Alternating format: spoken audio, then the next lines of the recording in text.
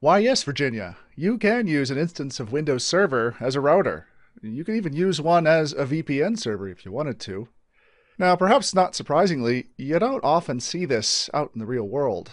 The practice of using Windows Server as a router or as a VPN server is something you just don't see, in part because there are other technologies, often hardware technologies, that can accomplish the job in much better ways.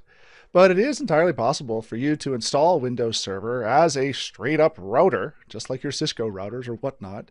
You can do the same as a VPN server, as well as some other kind of nifty things like a dial up server or a server that supports network address translation.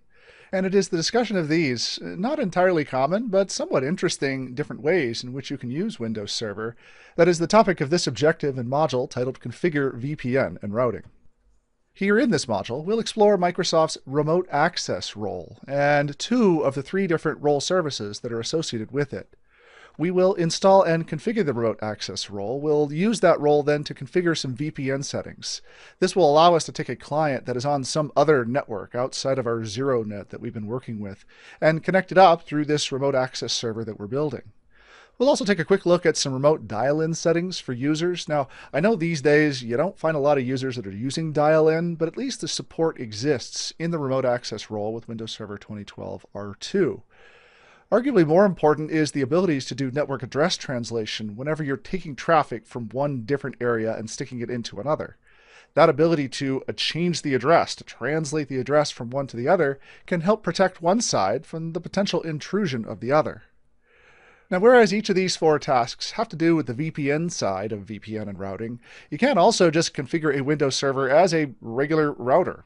And when I say router, I mean the same kinds of router you would install at the top of your rack.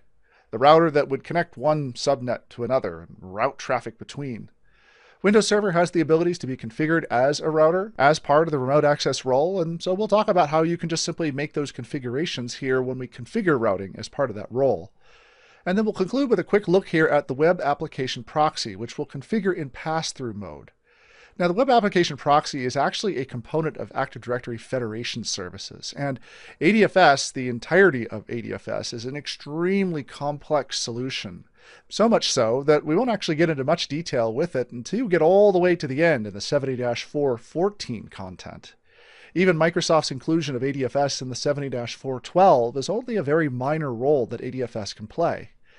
Our use here of the web application proxy in pass-through mode just simply uses some of the functionality that ADFS brings to bear once installed onto a machine to allow an external client to attach to an internal application like a web app, using that web app's built-in authentication mechanism as the way to determine if that user has the right permissions to access or not. For our look here on ADFS, I think you should probably focus your attentions mostly on just the way in which the web application proxy gets connected with ADFS. There are so many additional steps and components that make up ADFS that I want to try to focus your attentions just on the very specific things that Microsoft requires here for this objective and for this exam.